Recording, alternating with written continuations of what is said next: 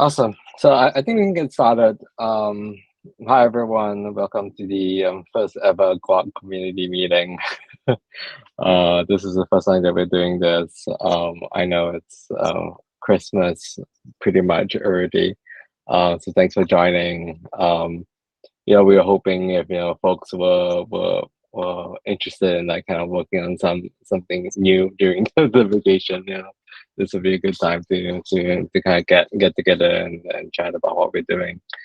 Um, but yeah, I this is gonna be the first of many community meetings that we will do. I think we want to kind of feel it out. Initially, start doing this maybe monthly. See what the topics come up. See the interest and how much engagement. Or like um, really how much do we have to talk about, and possibly based on the feedback, maybe do this as a bi-weekly meeting. So I think the purpose today for the meeting really is partially a meet and greet, partially kind of sharing a little bit about what the project is up to, the roadmap that we're having for next year, at least the early parts of next year, as well as to talk a little bit about how to get involved, what are the things that we're working on, um, how folks can get involved, and kind of just show also some of the work that the community has already been doing. And I see a couple folks already that have contributed to the project on the call as well. So I put the meeting notes in the chat. So I see most people have already put their names in. So I know we have quite a few people on the call, but wanted to maybe do a round of quick introductions. Oops, we're still getting more folks coming in. So I think we'll start with maybe the maintainers, and then we can go around the room for those that want to introduce themselves. So I think I'll start, and then I'll probably call the names around, and then pretty much be a free for all after that. So I'm Brandon. I'm part of the Google Open Source Security team. Working with the rest of the folks here on GUAC. And yeah, looking forward to meeting everyone and talking about the project and getting folks involved. Michael?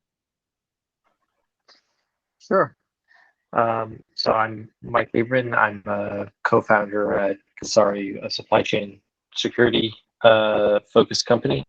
Also, one of the sort of co-founders of the GUAC project, along with Brendan and PI and some other folks. Yeah, mostly myself mostly focused around the architecture side of things on GUAC. And next up, at least on my end, I see is Mihai. Hello, I'm Mihai. I joined the Google Open Source Security team, the same as Brandon 6 months ago. Before that, I was doing TensorFlow security, and I'm mostly working on GUAC on the backend, on the database and the GraphQL interface. And I think the next I see is Part. Hi, so I'm Parth, also one of the co-founders at Kusari. So we've been working on the GUAC project. I'm also a maintainer for Fresca and also for the Intoda Golang, and just in general, just working on like improving a lot of the various tools within the supply chain, right? Tecton pipelines, Tecton chains, various contributions just to get everything so that we can meet the needs for supply chain security. Let's see, next, Tim. Hi, I'm Tim, and I'm terrible at finding mute buttons. I'm the final co-founder of Kusari as well. Brandon, I'll hand it back to you. I'm not sure who else is next. Yeah, we have also a couple other maintainers not on the call, Santiago from Purdue as well as Remy from City. But just shout out to them, and then um, I think I'll pass it on maybe to Isaac, and then we can Isaac and Shafi, and then maybe let's go around the room. And it's gonna be we'll try a little bit of a chaotic thing where everyone just tries to pick the mic, and we'll see how that goes. Hey everyone, I'm Isaac. I work with Brandon at Google. I'm a product person and helping to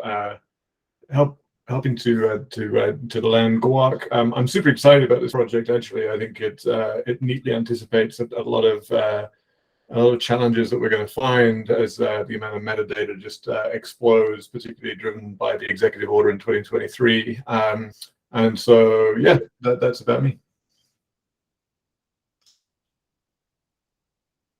Awesome, Alex.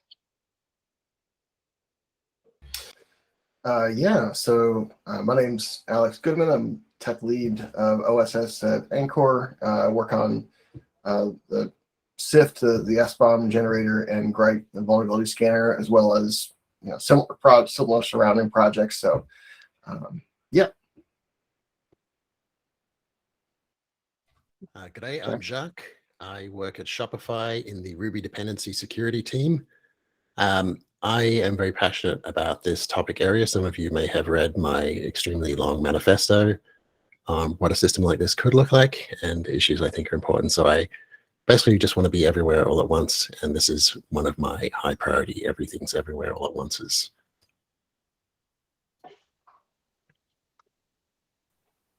Oh boy, that's me, isn't it? Hi, does this work? Hi, I'm Stefan. I'm leading the security engineering team at a German mail provider company. Quite interested in where GUAC can go because we've done some very early stage work with using graph databases to connect basically everything, trying to get everything in the company, assets, risks, CVEs, whatnot, into a graph database to see what we can do with it. Unfortunately, didn't really go in ready to time constraints.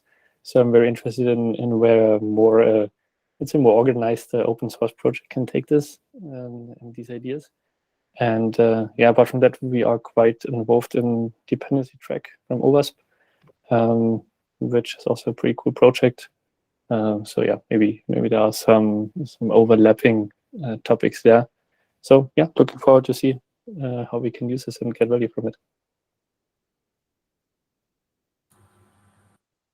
Hello, my name is Aditya. I'm a PhD student at NYU. I'm one of the maintainers of the Intero project, and as such, I'm very interested in GUAC to understand, how people are storing and using tons of metadata that they're generating in Intero and otherwise. Hi, I'm Jude. I come from a machine learning and NLP background. Very happy to find out about GUAC.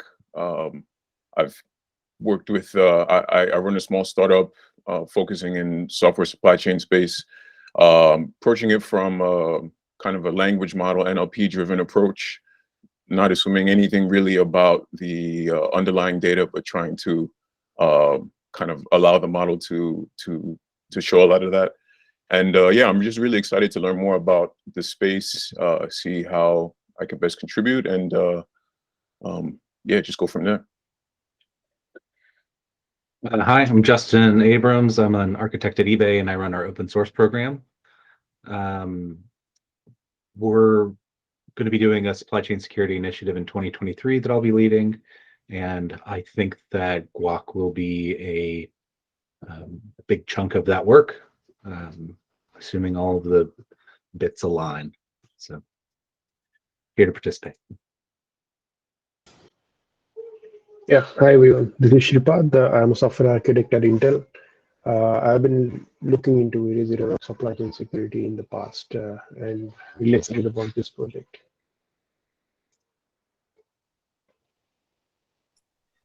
Hi guys, I'm Revant. I live in Dubai, and I was previously a senior security architect at the National Bank of Dubai. Just a few weeks ago, I left that and became a full-time freelancer.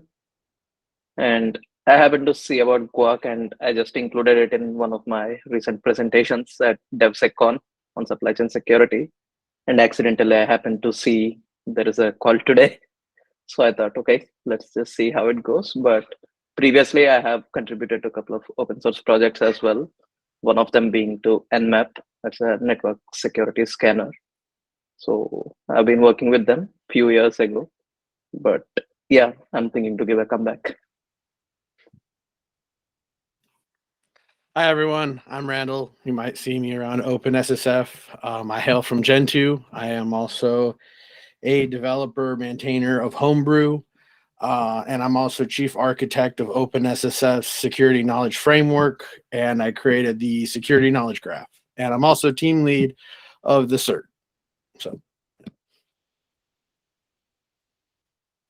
hey everyone, I'm Theophilus. I'm a research scientist at Crash Overrides, and we're very interested in GUAC. We're doing similar things on our end with graph databases and combining different types of metadata, static analysis, artifact tracking, etc. So definitely interested in contributing into this project and see where it goes.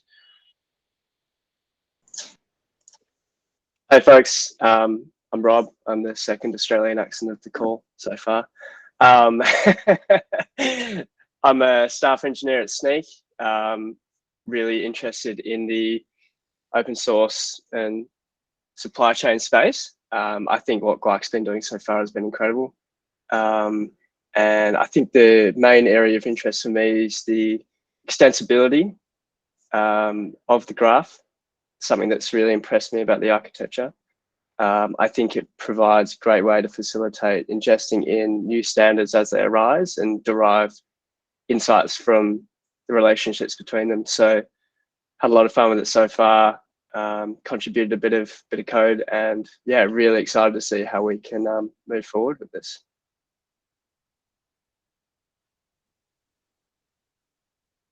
Awesome. That worked out very well. Thanks, Jack, for the suggestion there. Great. So yeah, I already see. I wanted to mention also, like, if you had things that you wanted to chat about in the call, feel free to kind of add line items to the agenda after what's already there. But great to meet everyone. Seems like we have a very diverse set of folks, from people that want to use it for research and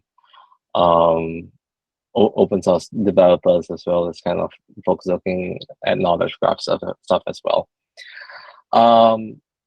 So yeah, I'm gonna start with just chatting a little bit about the project. It sounds like everyone here pretty much knows what the project is doing. So I want to talk a little bit more about, at least how the project is operating, the calls that we're having, how to engage and how to contribute. So the GUAC project, at least we are taking it as a stance of kind of more like a developer first open source project. So everything that we're doing is based around GitHub. So even within the past few months, we've had contributions from folks on this call. Shripad has worked on some of the Cyclone DX parsers and processes. Rob also has worked on fixing up some of the Cyclone DX dependency parsers as well. And we had other folks also cover things from like CLI to data quality things. So there's a ton of things in the repo to work on, and I would say like the general it's pretty much treated like a regular open source project where you just like create a PR, we look at it, we'll put some comments, we'll LGTM it to approvers, and it gets smashed in. So our thought on this is really, I think we are having a very open community with collaboration. You can see we already have like 50 different issues about things that we want to do, and we try our best to triage and label them. The project takes a very modular approach to try and make everything pluggable. So we have kind of like main 3-4 main components of it. We have like the collectors, which get all the data in, gets passed to the processors and to the parsers that pass the documents, that then pass it to the graph database assemblers. And the idea there is, when it comes to data sources and the types of documents that we want to ingest into the knowledge graph, this is something that's pluggable. So, we are open right now. We implement like Salsa, we implement in total I6 attestations, SPDX, Cyclone DX SBOMs. But really, if there is an open standard that you're thinking like, this may be interesting to ingest in GUAC, feel free to open the issue. We can discuss about it, or even just like go ahead and open a PR. And of course, like if you're looking to consume this, because the interfaces are pluggable, even if you run your own GUAC instance, you will be able to, let's say, if you have an internal format that you're using, you could just write a bunch of code that implements the interface, and that should work perfectly with your internal instance of GUAC. Yeah, so I think one approach that we want to do with this community meetings, I think we're going to start monthly. Obviously, after this one, we're going to have awesome 2-3 weeks of holidays. Looking forward to that myself. We also have kind of like at least the maintainers try and meet on a weekly basis, just to kind of make sure that we are moving the PRs forward, making sure we unblock anything that the community is working on. And also, whenever we have folks that want to get more into the code base, feel free to reach out to us. We can kind of bring you through, go through a call, or if you have something that you would like to propose and want kind of a little bit more high bandwidth communication, that's something that we can do as well. So everything kind of goes through the issues on GitHub, as much of the technical discussion as possible. Obviously, we have a Slack channel. Also, that's more for chatting. If you want to put nice pictures of different graphs that we've seen, that would be a good place to do that. But yeah, I would say that the best place to kind of like get things started is really looking at the issues. So let me just share my screen right here. So if you go into the repo, okay, let me open this up. So we have a contributing guide over here, and I would say also like going to issues and looking, especially if this is something that is the first time looking at the code base, we have a bunch of good first issues that you can take a look at, and these are kind of labeled such that they're very easy to get started and just pick them up. What's that hand? Oh no.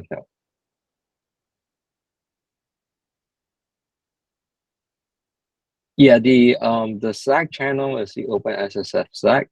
I'm not sure. I'll put instructions to get into the OpenSSF Slack in the issue after this, so keep track on that. Yeah, so these are all good first issues. Feel free to like go in, comment on some if you want to work on them, or even if we welcome any kind of contributions. Even if you want to look through the documents and like correct our typos and like rephrase some of what we have out there, that would still be very valuable. And also like a good way to kind of get into what are different components of the project. So other than that, I think I want to just talk a little bit more about what we are working on. So we have right now, this is kind of what's on the roadmap. We have the GUAC beta version 0.1. We're targeting to have this done by March. And so what this is basically, we want to start by creating a deployment of GUAC that anyone can take and deploy. And the idea for this and what we're starting out is we're going to have a set of collectors. And so the general idea, if we kind of look at the framework of GUAC, right, it's we have, oh, by the way, we have a new logo. So if you haven't seen that, this is new. So the idea is we have the documents, right? We have the public record documents, like collectors from GitHub, collectors from like Google Cloud storage or your S3 buckets and all the attestations out there, and also from third-party vendors. And the idea is you want to ingest all these documents, put them in the graph, and then be able to query them, right? So as a initial beta, we realized that being able to crawl a large amount of documents from many different places is not necessarily something that's going to be easy for anyone to deploy at scale.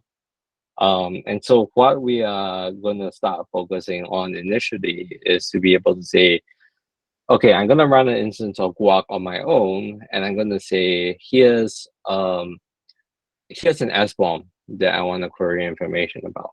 And what's going to happen is that basically I say I want information about everything, this SBOM and all the software that's within it. And what we are creating is kind of this like subscription model where it will then analyze the SBOM and say, okay, these are the artifacts, these are the packages.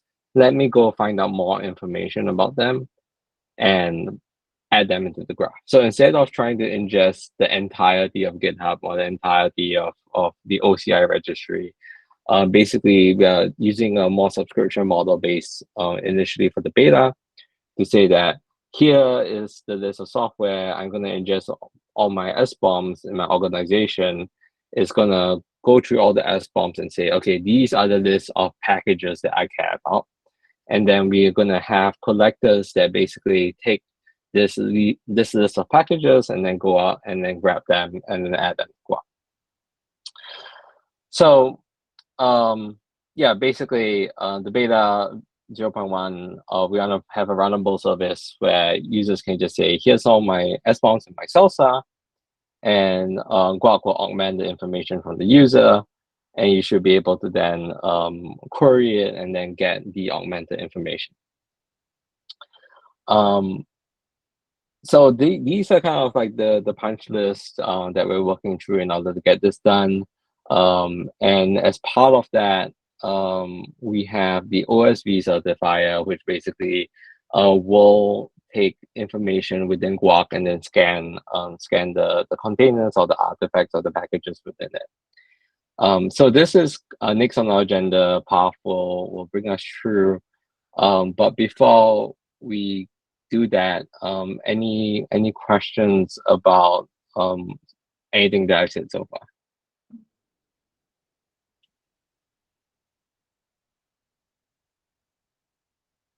Is there some sense in which GUAC records itself that it retrieved a record, or maintains provenance of the source data?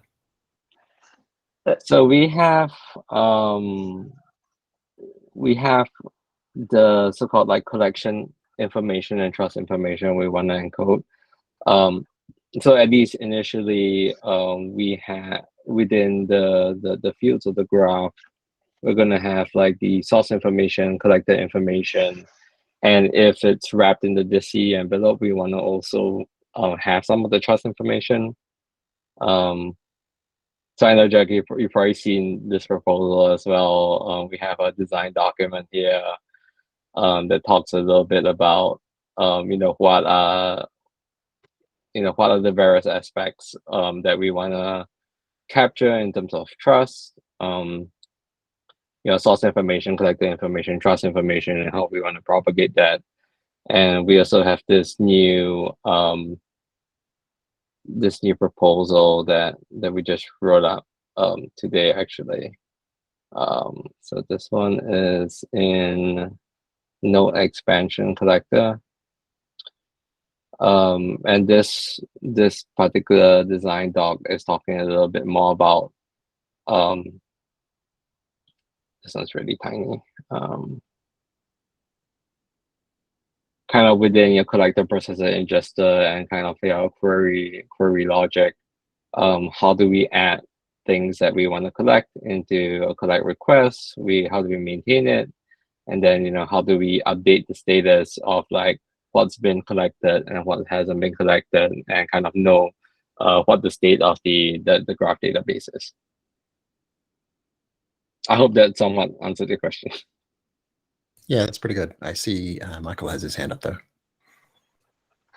Oh, yeah. I was just going to add in, one of the big things that's an open question is what the granularity is around understanding when something has been queried and what has been queried, so that somebody can know, like, you'll never be able to know exactly, like, yes, we've looked at the whole world and this is what the state of it is, but we'll know, like, hey, here is the 12 or so things that we've checked, including we've recursively checked, the OCI and looked at what it's referred to and what it's referred to and so on and so forth. And that's definitely an area that we're kind of like trying to kind of figure out and tease out what makes the most sense and what's kind of the most scalable.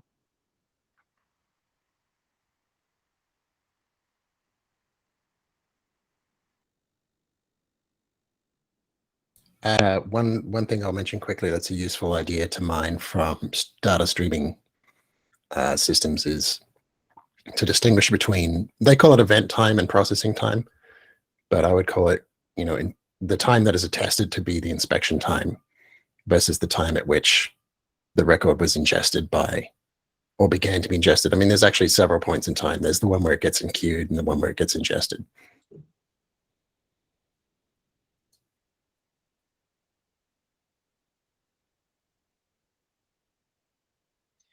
I'm from the school of database design that when unsure, put in more.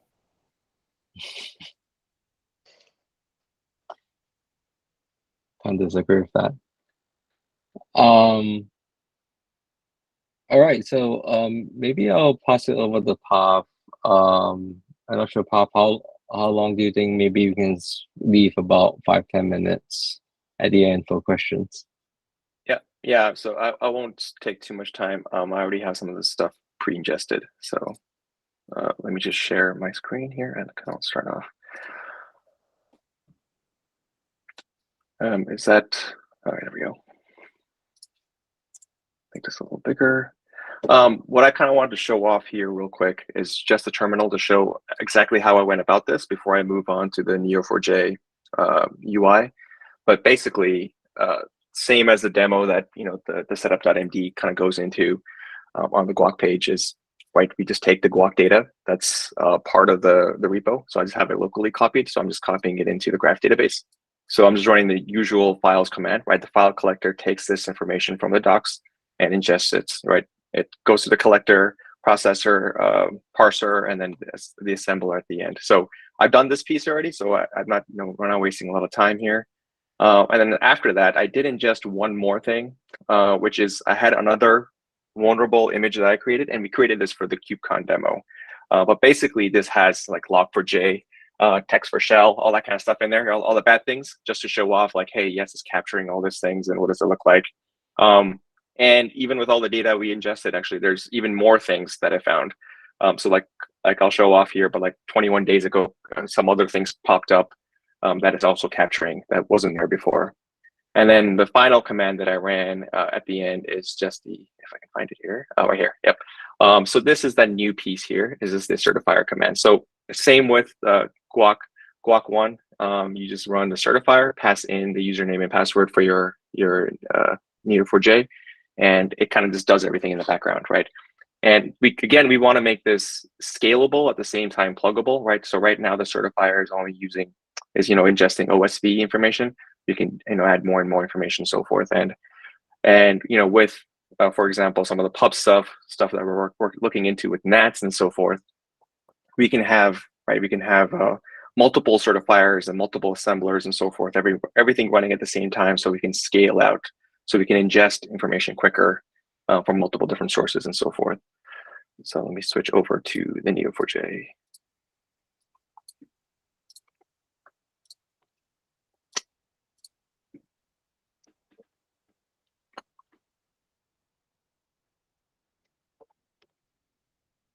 Okay, so what I did here, and you can see, let me actually minimize this a little bit. I have about 13,000 nodes ingested and 58,000 edges in here, basically. So basically all the data from the GUAC example that we have in there, as well as some more information that I added in there for specific vulnerabilities for Log4j and so forth.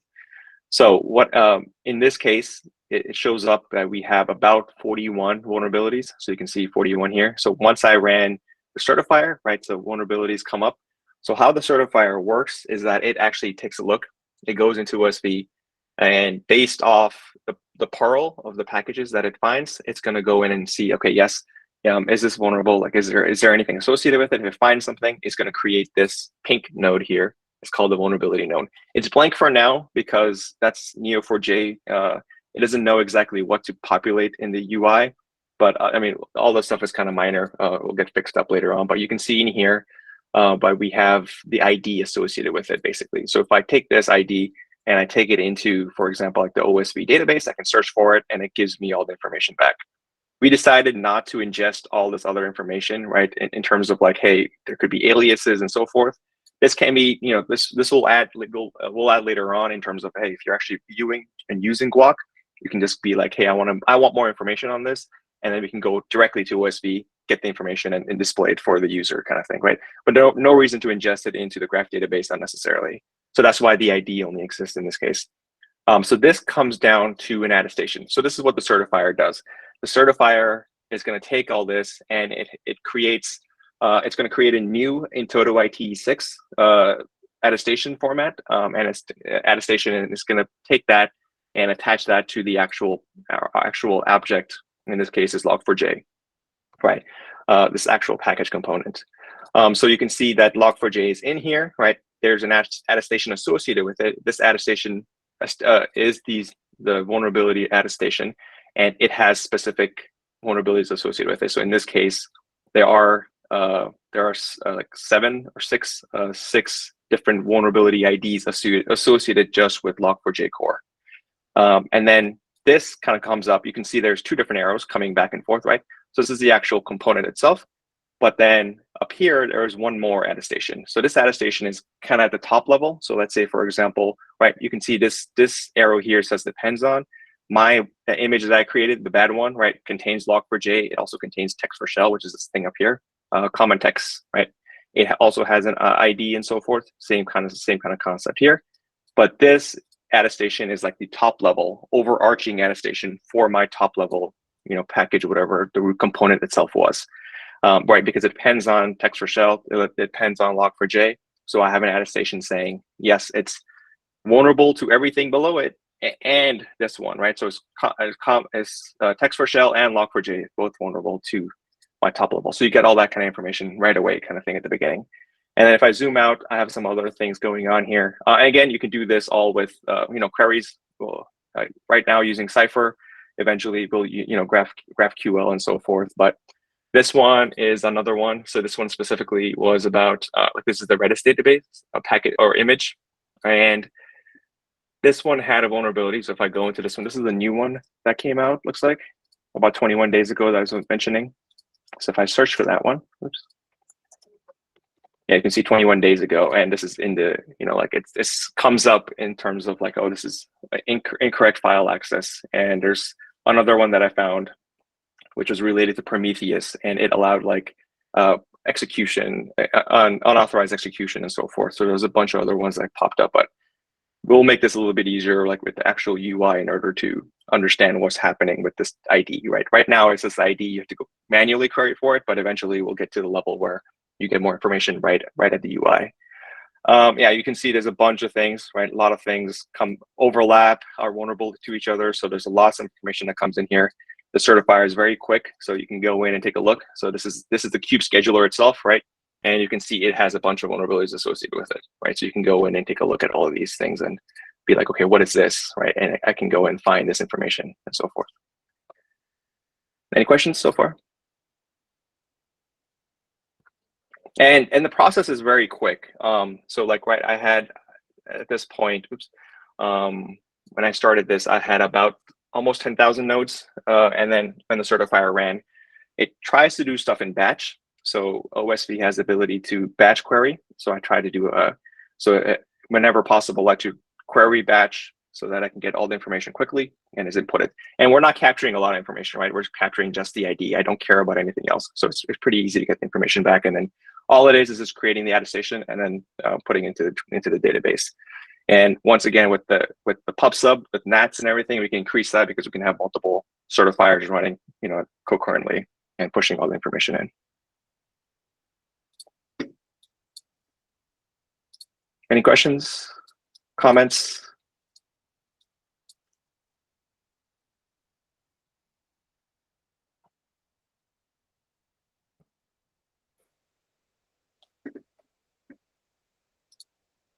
Okay, awesome, thank you. I'll hand it over to you, Brendan.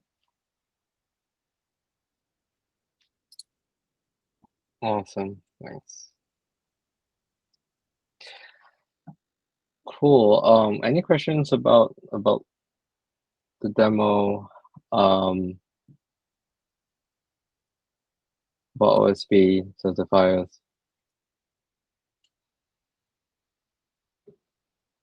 Go for it, Laura. Yeah, hi. I just got one. So I know when we generate the SBOMs, we get these SPDX or Cyclone DX formatted documents. But let's say if we want to ignore some of them, is it possible for us to visualize that in the graph?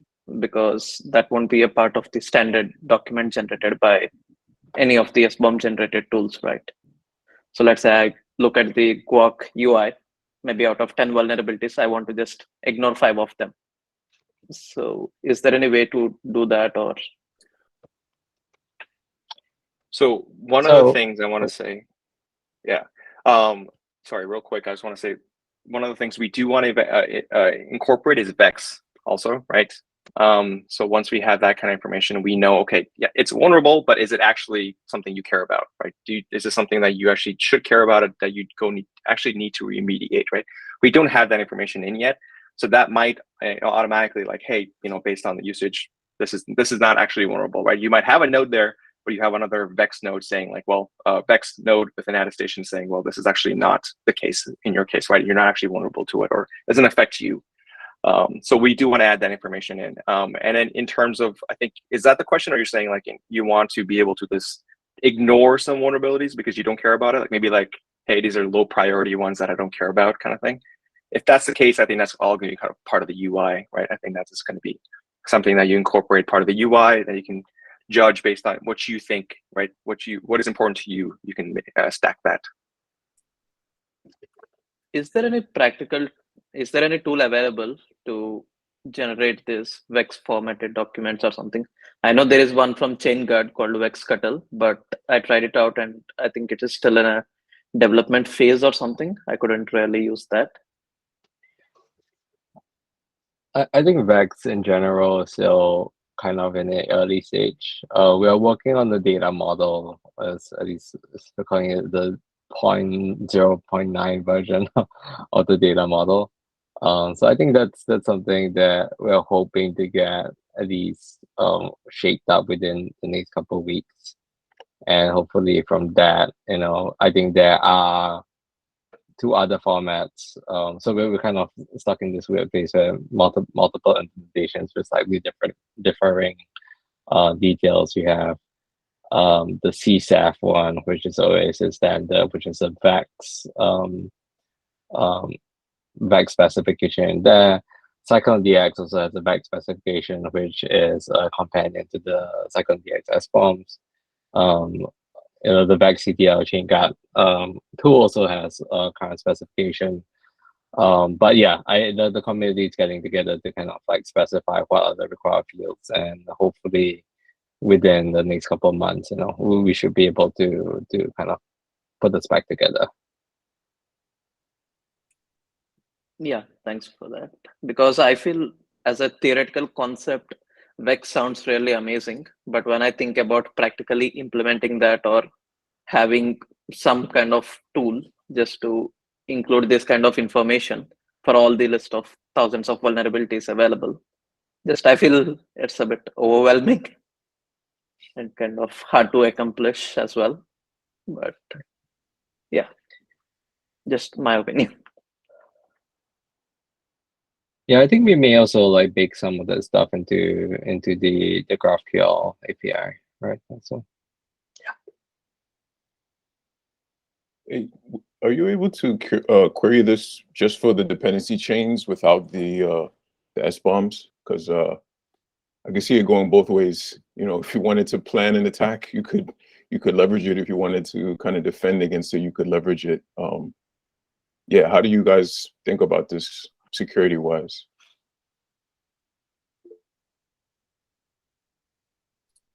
Go ahead, Mike. Michael. Yeah, sure.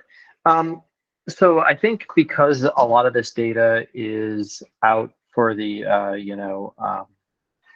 is out in the public anyway, we're just sort of saying, hey, like this is data that is accessible to attackers, is accessible to whomever. So we're not really, sort of saying, hey, this is something that should only be, like we're not viewing this as privileged information or anything like that. And so when it comes to that sort of thing, we are just sort of saying this is data that's out there. People can do with it as they wish. Okay.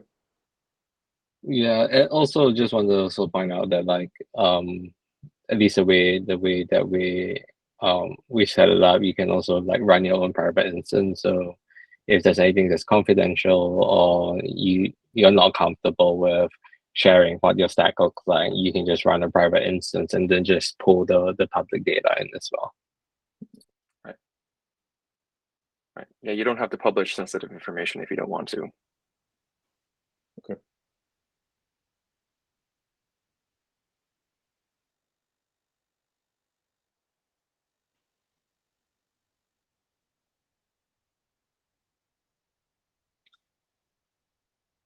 Awesome. So also want to open it up to questions about, I think one way to get started that I talked about the issues, but also for folks that kind of want to try more hands-on, we do have kind of a similar thing to what Path was showing.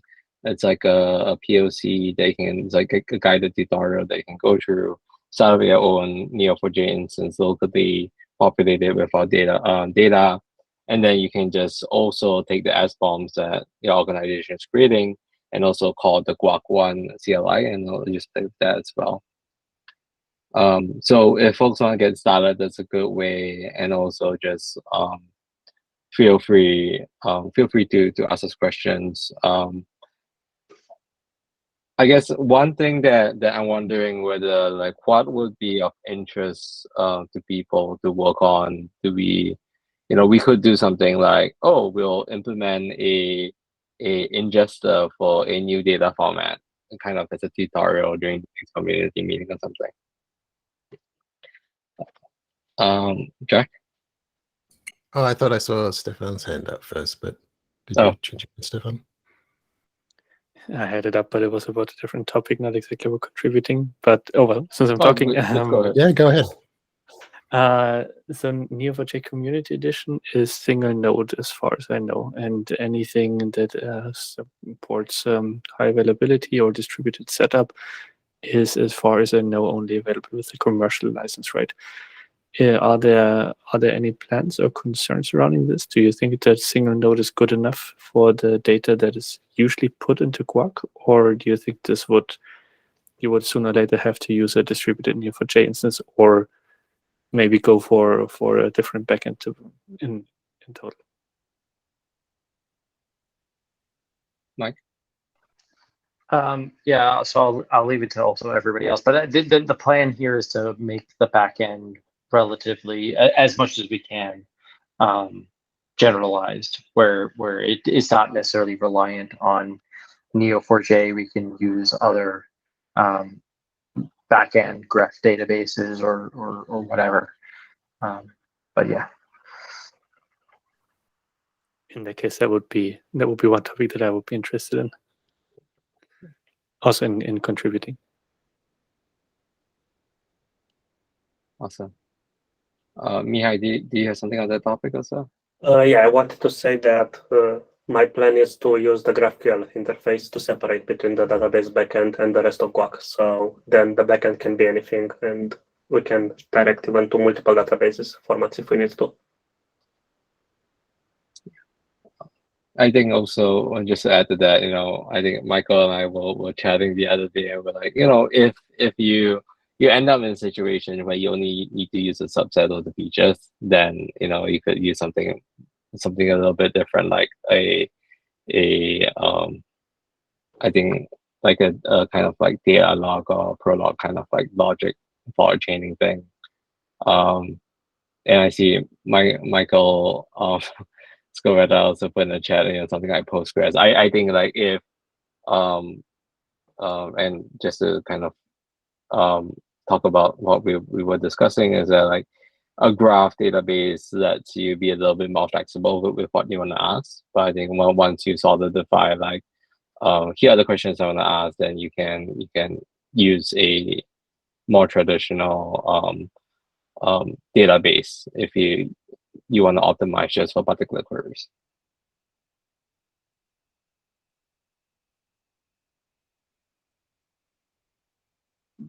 Jack? Yes, Mike in the comments beat me to it. Bitemporal data is, I think, one of the big open questions about how to model. I'm not sure how to model that in a graph database. Whether it's like a field that hangs off the nodes, or more accurately, how to performantly model it.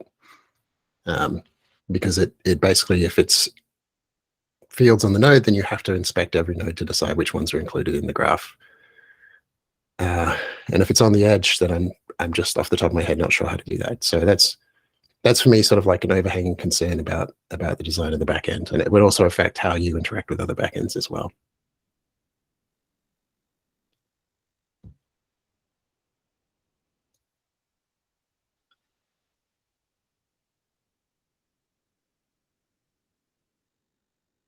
Theo? Yeah, so sort of a similar comment slash question on whether you have thoughts around Neo4j and the broader ecosystem. So kind of playing with Neo4j support for GraphQL, for instance, and their native bindings, that it's still kind of a work in progress. So a lot of the features are not there yet. And likewise, if we were to go like GraphQL first, then you have issues where the client libraries are not great for some of the cases, like somewhat better for Go, less better for Python or other ecosystems. So I wonder whether, it's worth putting together a list, or whether you've done it already, of kind of affiliate projects where it would make sense that, if we had like faster progress there, that could really help GUAC, where, if we had like these features implemented, that would boost the project and perhaps try to get some momentum there as well.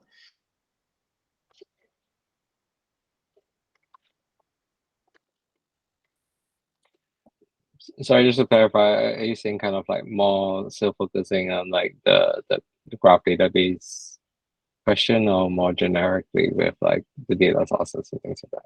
So it was mainly around the GraphQL bits. So it seems like you want to kind of keep the project as much untied as possible from kind of Neo4j or other dependencies like this. And I was wondering whether, there's some roadmap of saying, okay, if we had these libraries, this would really help us, and try to break down exactly, what are the gaps on the different libraries used right now.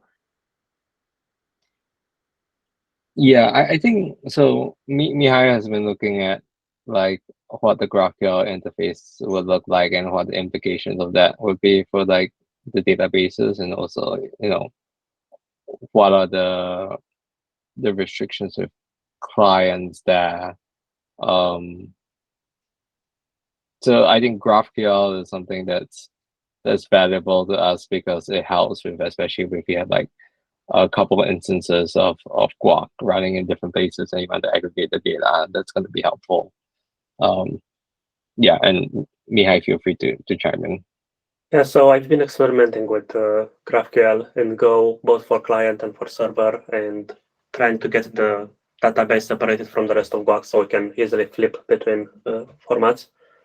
And it works. I mean, we can generate the entire glue code from generating libraries like GQLGen and client, similar one for client side. So we just have a schema, and these are the types of queries, and the entire thing gets generated. And if we want to support a new customer with a new type of usage, we can just add that query, and the entire generation process would add it to the process. So it works very well. It's very pliable to the graph databases because we can just have a query directly maps to a GraphQL query directly maps to a Neo4j, for example, query. So we don't have to insert data loaders and so on. But we can also have like a client for Postgres or some other classical database with a little bit more work in the backend, but it's possible.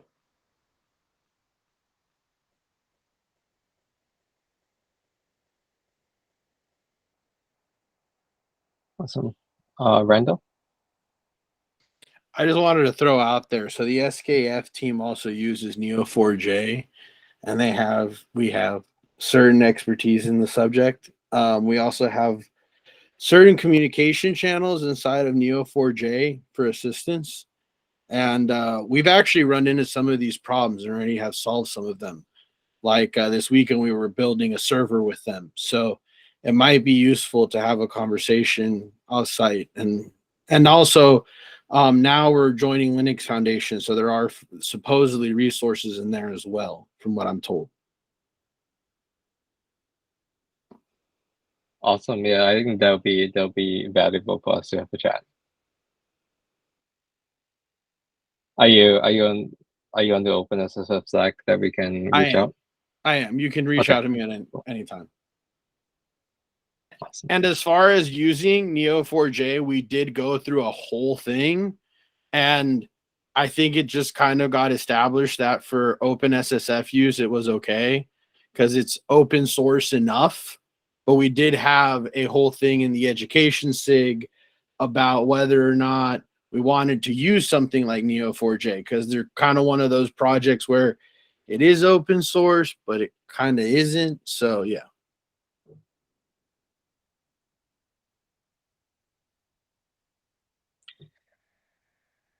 Yeah, I think we've also gotten some comments over there as well.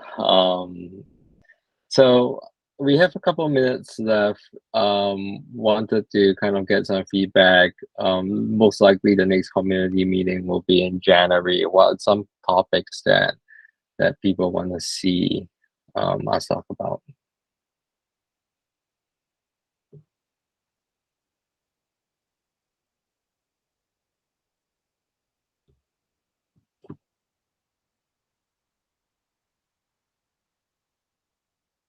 I know we still have one. I think John, you put in a note on the scorecard stuff as well. Sorry, not John, Justin. Is there something you can talk about maybe next time? Sure. I could also talk about it in the next 30 seconds if you'd like. It's not a big, it's not a, it's not a huge effort here. Yeah. Maybe leave it open for another minute. See what the folks have thoughts around what they want to see next time.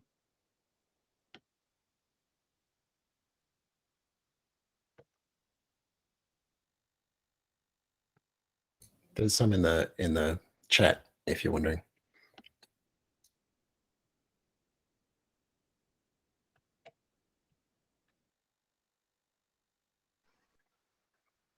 Yes. So somebody brought up Apache Jenna, Neo4j versus Apache Jenna, which is something I know we've looked at briefly, and it's something that we've been interested in as well, especially when we're talking about like leveraging stuff like the semantic web for mapping of stuff into GUAC and mapping out of GUAC. But that's still very, very early on what we're looking at. And now the other question is Alpha Omega Assertions project and how that and GUAC can work together. Yeah, I think that's also something that we've been looking at and seeing how we can sort of leverage some of the other stuff that's coming out of OpenSSF as far as attestation, certifications, assertions, and so on, and how we can kind of like pull all of that data into something like GUAC.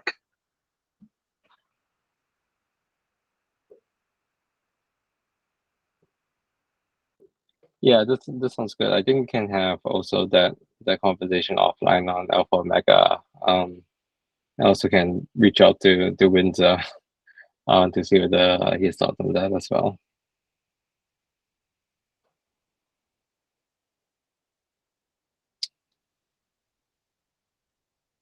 So the question from Alex is relationship between GUAC and Assured OSS and Artifact Registry. I'm not a product person, so I can't talk to products, but the Ghost team does is in communication with Assured OSS, and we're helping them with the salsa stuff, and just generally we have a good relationship collaborating with them. Awesome. So we're at the top of the hour. Great to see everyone.